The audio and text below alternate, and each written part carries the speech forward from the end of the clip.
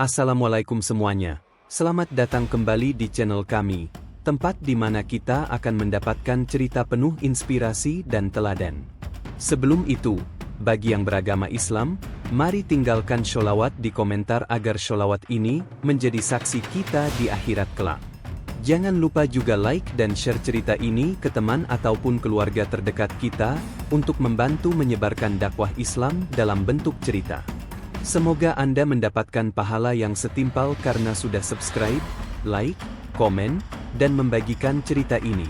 Sekarang, mari kita lanjut ke ceritanya.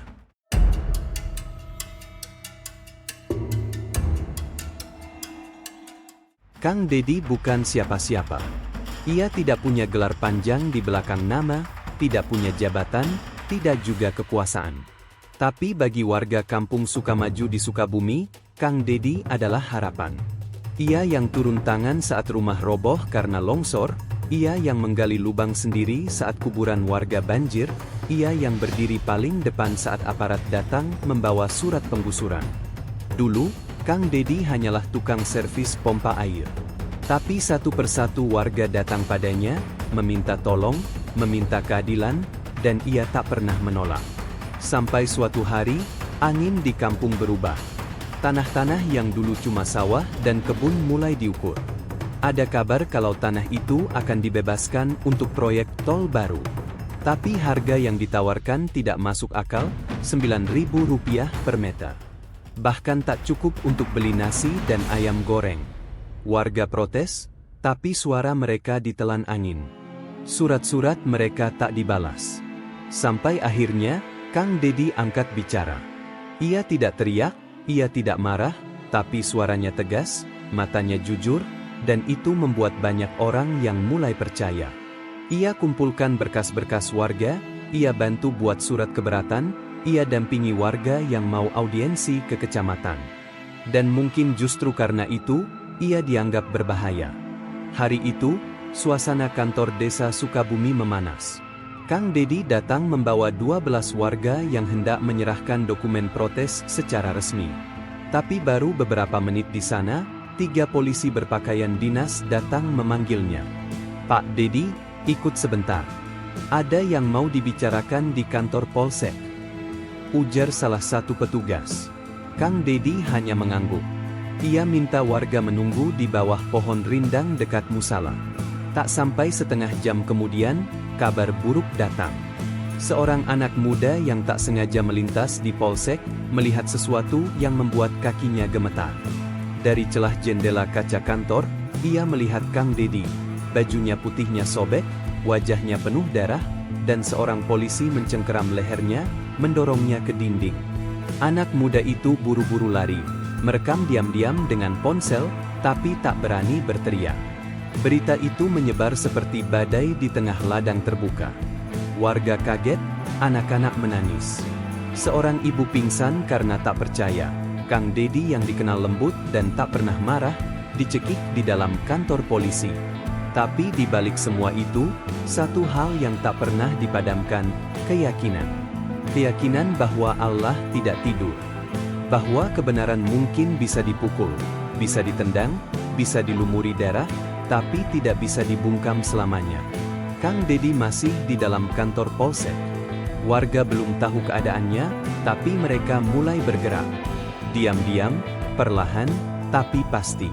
Karena untuk pertama kalinya, mereka sadar, bukan hanya rumah mereka yang hendak digusur, tapi juga suara, martabat, dan hak mereka sebagai manusia.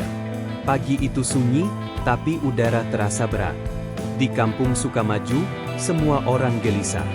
Ibu-ibu yang biasanya sibuk menjemur pakaian tak lagi berbicara banyak. Anak-anak dilarang keluar rumah.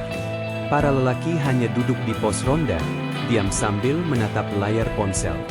Di tangan mereka, video berdurasi 23 detik berulang-ulang diputar, tangan seorang polisi mencengkeram leher Kang Dedi, sorot matanya penuh amarah. Suara di video memang tidak terdengar jelas, tapi ekspresi Kang Dedi tak bisa disangkal. Wajahnya babak belur, darah mengering di pipinya, dan bajunya yang putih kini penuh noda merah dan robek di bagian dada. Tak butuh waktu lama, Video itu menyebar ke grup-grup WhatsApp warga, lalu menjalar ke media sosial, TikTok, Instagram, Facebook, bahkan ke grup-grup relawan lingkungan dan komunitas tani. Komentarnya ribuan. Ratusan ribu orang menontonnya hanya dalam beberapa jam. Tapi di saat semua orang membicarakannya, satu hal membuat warga lebih geram. Polisi mengeluarkan pernyataan resmi, katanya video itu editan. Mereka bilang, Kang Dedi baik-baik saja. Tidak ada tindakan kekerasan, tidak ada penyiksaan. Warga terdiam, tapi bukan karena takut, justru karena marah. Karena mereka tahu, satu-satunya yang jujur selama ini hanya Kang Dedi. Dan hari itu, semua orang tahu, sistem sedang menutup mata. Di rumah Kang Dedi, istrinya, Nia, masih menunggu kabar. Perempuan itu hanya bisa duduk, memeluk sajadah. Tangannya gemetar menggenggam tasbih. Sesekali, anak sulung mereka, Rizal, berusaha menghibur sang ibu. Tapi bagaimana bisa menenangkan hati seorang istri yang tak tahu apakah suaminya masih hidup? Ia mencoba menelepon ke kantor polsek, tapi tak pernah diangkat. Sekali waktu diangkat pun, jawabannya selalu sama, kita belum bisa berikan informasi, Bu. Silakan tunggu. Tunggu? Berapa lama? Sementara itu, di tempat lain, para pemuda kampung mulai bergerak. Mereka mendatangi tokoh-tokoh desa, mengumpulkan data, menyusun kronologi. Ada yang mencetak tangkapan layar dari video, ada yang mengumpulkan kesaksian dari warga yang terakhir melihat Kang Dedi dibawa pergi. Semua itu mereka siapkan untuk satu tujuan, menyuarakan kebenaran. Mereka bukan aktivis, mereka bukan wartawan. Tapi mereka tahu, jika hari ini mereka diam, besok bisa jadi nama mereka yang dipanggil. Mereka tidak ingin kampung ini tumbuh jadi ladang ketakutan. Di masjid, Ustaz Farhan bahkan menyampaikan khotbah Jumat yang membuat jemaah menunduk lama. Ketika orang baik dipukul dan orang jahat diangkat, maka Allah sedang menguji kita. Apakah kita masih pantas menyebut diri sebagai umat Muhammad? Katanya dengan suara bergetar. Di hari ketiga sejak Kang Dedi tak pulang, desakan untuk bertindak makin kuat. Beberapa warga menyarankan aksi damai ke kantor polsek, tapi Nia khawatir. Ia tahu mereka melawan sesuatu yang jauh lebih besar dari yang bisa mereka lihat. Namun, seorang ketua kampung, Pak Jaja, berkata pelan, kita tidak cari ribut. Kita hanya mau tahu, Kang Dedi masih hidup atau tidak. Kalimat itu cukup. Warga mulai mengatur rencana. Sementara itu, di balik jeruji besi yang tak diketahui lokasinya, Kang Dedi masih duduk lemas di sebuah ruangan kecil. Kedua tangannya diikat ke belakang, tubuhnya bersandar ke tembok dingin, dan napasnya tak lagi utuh. Tapi di sudut matanya, tidak ada ketakutan. Hanya satu hal yang terus terucap lirih dari bibirnya yang pecah, Allah, kuatkan hamba. Babak baru telah dimulai. Ini bukan lagi soal tanah atau rumah. Ini soal harga diri dan keadilan. Dan nama Kang Dedi kini bukan hanya milik kampung Sukamaju, tapi telah menjadi simbol perlawanan. Diamnya menyalakan bara di dalam ribuan hati yang tersakiti. Hari keempat sejak Kang Dedi hilang tanpa kabar, suasana di kampung Sukamaju seperti sedang menahan napas. Di tengah lapangan kecil dekat musala, warga mulai berkumpul, tidak dengan batu, tidak dengan kayu, tapi dengan kertas bertuliskan harapan, dengan wajah penuh luka batin, dan dengan langkah-langkah yang dibimbing doa. Nia berdiri paling depan. Wajahnya tertutup masker, bukan karena takut virus, tapi karena pipinya sudah membengkak karena terlalu sering menangis. Di tangan kanannya, ia menggenggam foto Kang Dedi, foto yang diambil saat acara syukuran warga usai pembangunan jembatan kecil. Di foto itu, Kang Dedi tersenyum lebar, memegang sekop, dan dikerumuni anak-anak kecil yang tertawa.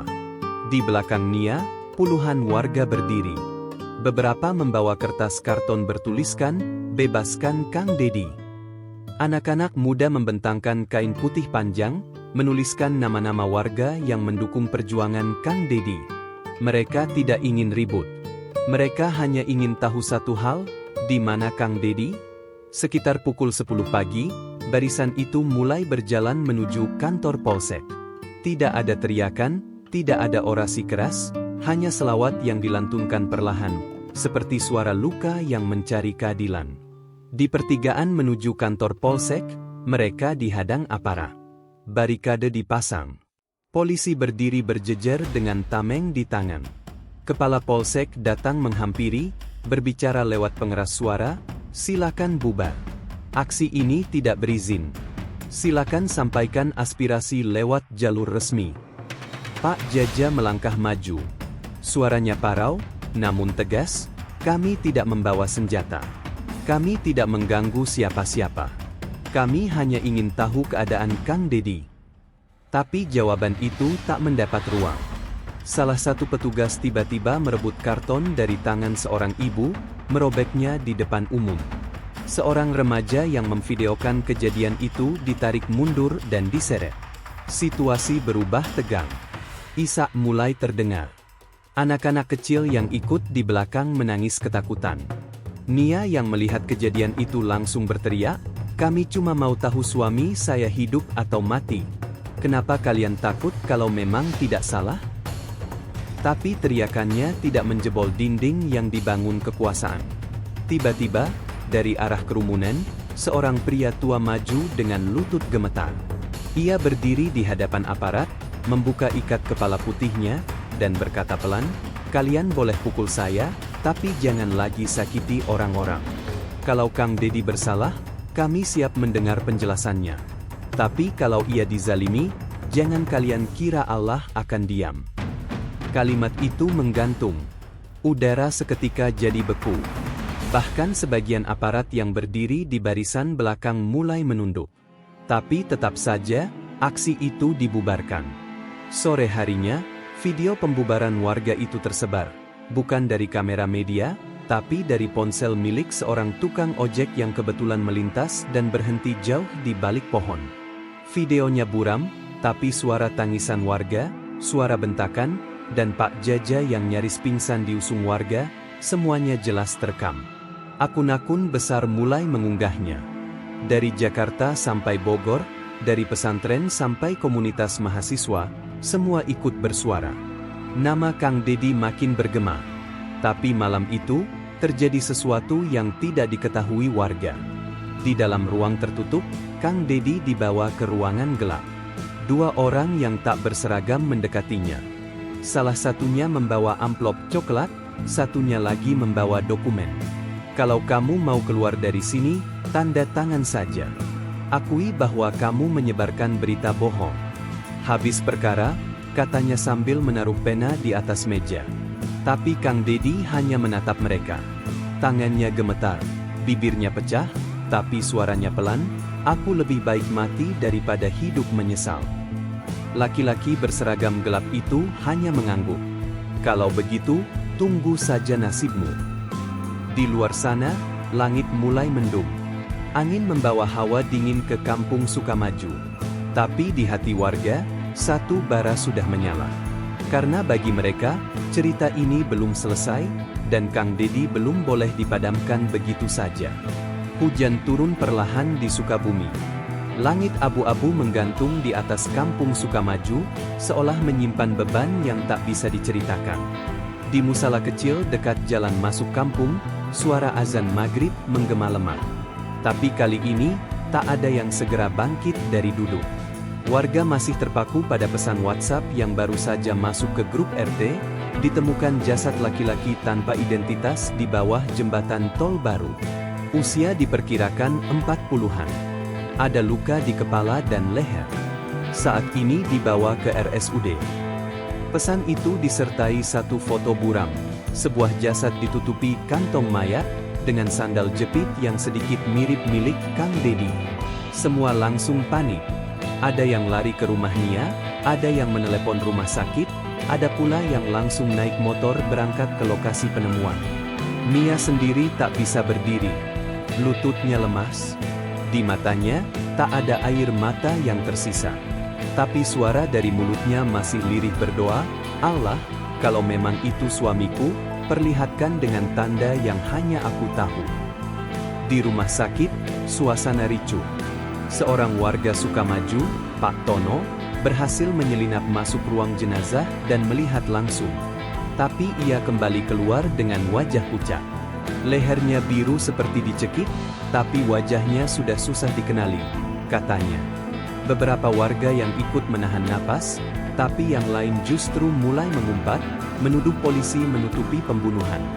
Malam itu, kampung Sukamaju seperti lautan api yang siap menyala. Tapi sebelum warga melakukan sesuatu yang tak bisa ditarik kembali, seorang dokter muda menghampiri mereka. Dengan suara tenang, ia berkata, "Tolong sabar. Jenazah ini belum bisa dipastikan. Kami perlu waktu untuk identifikasi. Tapi yang pasti, tidak ditemukan KTP, tidak ada dokumen apapun di tubuhnya." Seketika, semua kembali diam. Sementara itu, jauh di tempat lain, di sebuah ruangan pengap dan dingin, Kang Dedi masih hidup, tapi ia sudah tidak bisa bicara. Suaranya habis, lehernya membiru karena cekikan berkali-kali. 2 hari terakhir, ia tidak diberi makan layak. Air hanya setetes-setetes. Tapi ia masih sadar, masih bisa mengingat nama anaknya, masih bisa menyebut asma Allah dalam hati. Ia tahu mereka sedang menyebar kabar bahwa ia telah mati. Ia tahu ini cara mereka untuk membuat warga menyerah. Tapi di tengah gelap dan kesakitan itu, Kang Dedi tidak tunduk. Jika mereka ingin membunuh, biarlah. Tapi aku tidak akan menyangkal kebenaran, ucapnya pelan dalam hati. Pagi harinya, kabar dari rumah sakit menjadi pembicaraan utama. Sebuah hasil awal identifikasi keluar, mayat itu bukan Kang Dedi. Nia sujud syukur, tapi juga bingung. Jika bukan suaminya, lalu siapa? Dan yang lebih menakutkan, kalau Kang Dedi belum mati, lalu sekarang ia ada di mana? Salah seorang pemuda, Arif, yang dulu diam-diam merekam video pertama, mulai curiga. Ia menelusuri akun anonim yang pertama kali menyebar foto jasad itu ke media sosial. Dari situ, ia menemukan satu petunjuk. Akun tersebut juga pernah mengunggah foto-foto lama proyek dan pertemuan rahasia beberapa pejabat daerah. Arif mencurigai akun ini bukan warga biasa, bisa jadi dari dalam sistem itu sendiri. Malam itu, warga mengadakan doa bersama. Tapi bukan hanya untuk Kang Dedi, mereka mulai menyebut nama-nama lain, petani yang tanahnya digusur, pedagang yang lapaknya dihancurkan, anak muda yang hilang saat demo. Kisah Kang Dedi bukan satu-satunya. Dan itu membuat mereka sadar, perjuangan ini bukan hanya soal mencari satu orang, tapi melawan sistem yang sudah terlalu lama membungkam suara rakyat kecil. Di akhir malam, Nia bermimpi. Ia melihat Kang Dedi duduk di pinggir sungai, menatap langit dengan tubuh penuh luka. Tapi ia tersenyum dan berkata lirih, "Jangan takut. Aku belum selesai." Nia terbangun dengan tubuh gemetar. Tapi entah kenapa, pagi itu ia tidak menangis. Ia justru bangkit dan berkata kepada anaknya, "Ayo, kita cari. Kalau perlu, keliling kota. Bunda yakin ayah masih hidup." Sudah seminggu Kang Dedi menghilang. Warga Sukamaju tak lagi menunggu, mereka kini mencari. Setiap malam, beberapa pemuda berpatroli ke wilayah sekitar, menyisir bangunan kosong, gudang tua, dan pinggiran proyek jalan tol. Mereka tahu pencarian ini bukan hal biasa. Tapi tak ada lagi yang bisa mereka percayai kecuali langkah kaki mereka sendiri. Nia mendatangi satu persatu orang yang mungkin bisa membantu, aktivis HAM, pengacara, bahkan mahasiswa hukum dari kampus di kota. Tapi semua masih diam, takut atau terikat prosedur. Sampai suatu malam, sebuah pesan masuk ke ponsel Arif, anak muda yang pertama kali merekam video Kang Dedi di Polsek. "Saya wartawan independen. Tolong temui saya diam-diam. Saya percaya Kang Dedi belum mati." Namanya Sari. Perempuan muda berusia tak lebih dari 30.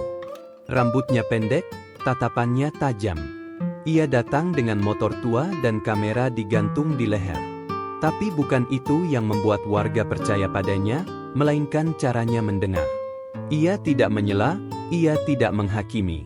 Ia mencatat dengan hati. Sari langsung mendatangi rumah Nia. Ia melihat semua berkas, semua video, dan bahkan rekaman suara Kang Dedi saat terakhir kali menelepon. Kita tidak bisa masuk ke sistem mereka, tapi kita bisa kirim suara kita ke tempat lain, ucap Sari. Ia kemudian mengajak Arif dan dua pemuda lainnya ke sebuah warung kopi di kota. Di sana, ia menunjukkan sesuatu di laptopnya, sebuah peta lokasi yang dipasangi titik-titik merah, tempat-tempat yang pernah disebut dalam kasus penghilangan paksa di Jawa Barat. Dan salah satu titik itu ada di dekat proyek tol, tempat Kang Dedi terakhir kali terlihat. Sementara itu, di kantor Polsek, suasana tak kalah panas. Kepala Polsek Sukabumi menerima panggilan dari atasannya di provinsi. Mereka gerah karena nama Kang Dedi sudah muncul di media luar negeri. Sejumlah lembaga hak asasi manusia internasional mulai bertanya, siapa Kang Dedi? Mengapa ia dituduh hoaks tanpa bukti? Mengapa warga yang menuntut kejelasan justru ditangkap? Tak hanya itu, wartawan-wartawan besar mulai berdatangan ke Bandung.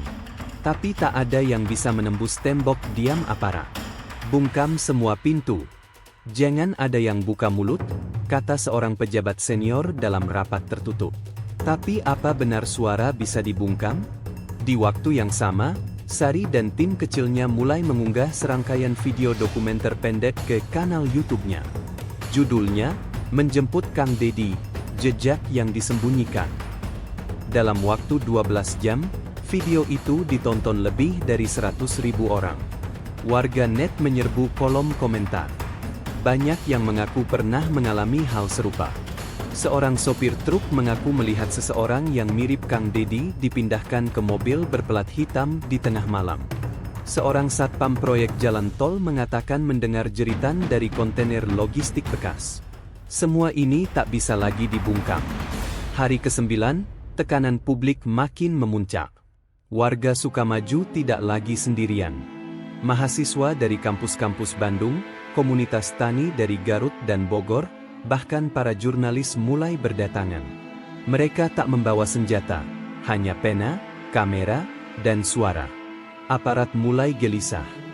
Dan di tengah kekacauan itu, sebuah keputusan keliru dibuat, membubarkan paksa aksi doa bersama di alun-alun Sukabumi.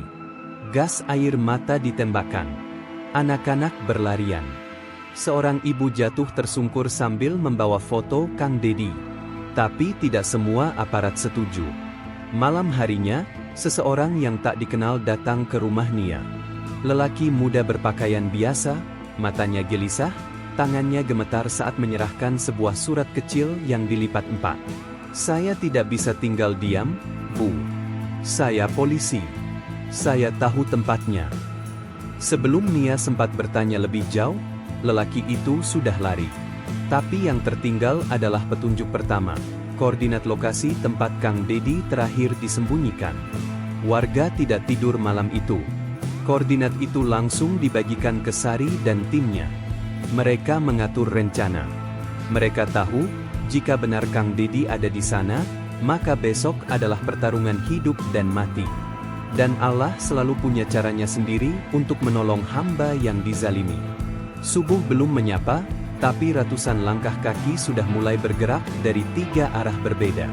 Tak ada teriakan, tak ada komando, hanya gerakan senyap yang dipandu satu titik koordinat. Sebuah gudang tua di pinggiran proyek tol, tak jauh dari hutan kecil yang sudah lama tak dikunjungi siapapun. Sari dan tim dokumenternya membawa kamera dan pelindung wajah. Arif memegang GPS dari ponsel. Nia tetap ikut, meski mereka sempat melarang. Tapi ia berkata pelan, kalau nanti yang kalian temukan cuma tubuh, aku mau jadi orang pertama yang memeluknya. Langit masih gelap. Embun menempel di daun-daun ilalang. Suara jangkrik menggema. Seakan alam pun tahu, ada kejahatan besar yang disembunyikan di balik tembok besi tua itu. Dan saat gerbang besi tua itu berhasil dibuka, semua terdiam. Gudang itu kosong, tapi bau anyir menusuk. Ada jejak darah di lantai, sudah mengering. Di sudut kanan belakang, ada ruangan kecil dengan jeruji dan gembok. Arif mendekat, menyorot ke dalam. Tiba-tiba, tubuhnya gemetar. Ia menoleh ke Sari. Dia di dalam. Pintu dibuka paksa. Dalam ruang selebar 3 meter, duduklah seorang lelaki dengan tubuh kurus, kepala tertunduk, wajah penuh lebam, rambut acak-acakan. Bajunya masih putih, tapi kini warnanya tak jelas. Ada luka di pelipis. Ada bekas tambatan di pergelangan tangan dan kaki. Nia menjerit. "Dedi! Dedi, bangun! Ini aku!" Lelaki itu tak langsung merespons, hanya matanya yang perlahan terbuka. Air menggenang di sudutnya. Pelan, suara serauknya terdengar, "Nih, aku masih hidup." Teriakan, tangis, dan gemuruh emosi pecah dalam ruangan itu. Bahkan Sari tak mampu lagi menahan air matanya. Ia meletakkan kameranya, lalu menunduk. "Kita tak lagi merekam berita. Kita sedang menyaksikan sejarah." Kang Dedi langsung dibawa ke rumah sakit terdekat. Sepanjang jalan, warga Sukamaju mengiringi mobil ambulans dengan motor dan sepeda. Orang-orang berdiri di pinggir jalan. Bahkan petani dari sawah ikut mengangkat tangan, berdoa dalam diam. Ketika ambulans lewat di depan masjid, pengeras suara tiba-tiba mengumandangkan selawat. Tak ada yang mengatur, tak ada yang menyuruh. Seakan alam dan manusia bersatu, menyambut kembalinya seseorang yang hampir dihapuskan dari bumi. Di rumah sakit, dokter terkejut. Luka di tubuh Kang Dedi menunjukkan ia tidak hanya disakiti, tapi juga ditelantarkan. Ia mengalami dehidrasi akut, lebam di tulang rusuk, infeksi di beberapa bagian kulit, dan pendarahan dalam. Tapi yang paling menyayat adalah luka memanjang di lehernya, luka yang tak mungkin didapat dari jatuh. Luka yang menandakan ia dicekik berkali-kali. Sementara itu, media sosial meledak. Tagar, "Kang Dedi masih hidup," menjadi trending nomor 1 nasional. Video penemuan Kang Dedi ditonton jutaan kali dalam 2 hari. Wartawan dari dalam dan luar negeri mulai berdatangan ke Sukabumi. Namun yang paling mengejutkan, beberapa polisi mulai buka suara. Satu persatu aparat di tingkat bawah mengaku dipaksa bungkam. Salah satu dari mereka bahkan mengaku pernah melihat Kang Dedi dipindahkan malam hari oleh mobil tak bertanda. Tekanan publik mencapai puncaknya. Lembaga negara turun tangan. Komnas HAM datang ke rumah sakit. Tim forensik independen diminta memeriksa ulang semua bukti. Dan di tengah semua itu, Kang Dedi masih belum bisa bicara banyak. Tapi di malam keempatnya di rumah sakit, ia memanggil Sari dan Arif ke sisi ranjang. Dengan suara pelan, ia berkata, "Kalau aku mati kemarin, jangan kalian simpan marah. Tapi kalau Allah izinkan aku hidup, itu karena ada amanat yang belum selesai." Sari menatapnya. "Amanat apa, Kang?" Kang Dedi tersenyum tipis. "Suara rakyat jangan pernah dibungkam lagi. Jangan biarkan anak-anak kita tumbuh dalam ketakutan." Kampung Sukamaju kini bukan sekadar kampung kecil di Sukabumi, tapi simbol baru. Simbol bahwa rakyat kecil tidak benar-benar kecil jika mereka bersatu. Namun, cerita ini belum berakhir. Karena keadilan belum ditegakkan, dan orang-orang yang menyiksa Kang Dedi masih bebas berkeliaran. Sebulan telah berlalu sejak Kang Dedi ditemukan. Luka di tubuhnya mulai mengering. Tapi luka di dalam, yang ditinggalkan oleh kegelapan dan pengkhianatan, belum benar-benar pulih. Meski begitu, Kang Dedi tidak tinggal diam. Ia tahu, jika diam, maka semuanya akan terulang. Hari itu, rumah sakit penuh sesak. Bukan karena pasien, tapi karena ratusan warga, mahasiswa, wartawan, dan aktivis berdiri mengelilingi halaman. Di atas kursi roda, Kang Dedi bangkit berdiri. Suaranya masih lirih, tapi tatapan matanya lebih tajam dari sebelumnya. "Saya bukan siapa-siapa. Saya bukan pahlawan. Saya hanya lelaki yang tidak mau diam saat tetangganya diinjak," katanya. Semua menunduk. Tak sedikit yang menangis. "Kalau suara saya membuat mereka takut, itu karena mereka tahu, suara ini bukan milik saya, tapi milik kalian semua." Tepuk tangan pecah. Tapi Kang Dedi tak tersenyum. "Saya disiksa, saya dicekik, saya dibohongi. Tapi yang lebih menyakitkan dari semua itu adalah ketika warga kecil dianggap tidak punya hak untuk membela diri. Ia berhenti sejenak, menatap langit. Tapi Allah tidak tidur. Pidato itu menjadi awal perubahan. Komnas HAM resmi mengumumkan hasil investigasi. Kang Deddy menjadi korban penyiksaan, penahanan ilegal, dan upaya penghilangan paksa. Beberapa nama disebutkan secara langsung dalam laporan tersebut, termasuk kepala proyek, pejabat kepolisian, dan 2 orang yang sebelumnya dikenal publik sebagai pengusaha dermawan. Mereka semua akhirnya dipanggil, diperiksa, dan satu persatu dipaksa mempertanggungjawabkan perbuatannya. Tapi hukuman mereka bukan inti dari semua ini. Bagi Kang Deddy, hukuman yang sesungguhnya adalah ketika kebenaran akhirnya menang. Di Kampung Sukamaju, warga membangun sebuah pendopo kecil dari kayu. Di sana tertulis sebuah kalimat sederhana, pendopo suara rakyat, tempat di mana kita tidak lagi takut bicara. Setiap malam Jumat, warga berkumpul, berbincang, berdiskusi, dan berdoa. Tidak ada mikrofon, tidak ada panggung, hanya tikar, kopi, dan keberanian yang tumbuh dari luka. Anak-anak muda yang dulu takut pada aparat kini berani bersuara. Para petani belajar menulis surat keberatan. Ibu-ibu mengumpulkan kwitansi bukti tanah dan belajar membaca dokumen hukum. Semua itu warisan dari satu nama, Kang Deddy. Suatu malam, Sari datang ke rumah Kang Deddy. Ia membawa buku kecil berisi dokumentasi lengkap perjuangan ini. Di halaman terakhir, ada foto Kang Deddy tersenyum sambil mengangkat tangan kanan. Sari menyerahkan buku itu dengan mata berkaca. Cerita ini akan saya bawa keliling Indonesia. Biar anak-anak tahu bahwa dalam diam pun ada keberanian. Kang Deddy mengangguk. Ia menatap jauh keluar jendela, melihat sawah yang dulu hampir digusur. Jangan biarkan ini jadi cerita sedih, katanya pelan. Buat ini jadi peringatan, bahwa siapapun yang mencoba memadamkan suara rakyat akan jatuh dalam sejarah yang memalukan. Dan benar, beberapa bulan kemudian, nama Kang Deddy disebut dalam pidato kenegaraan sebagai simbol perjuangan rakyat sipil yang tak menyerah. Buku tentang kisahnya diajarkan di beberapa sekolah.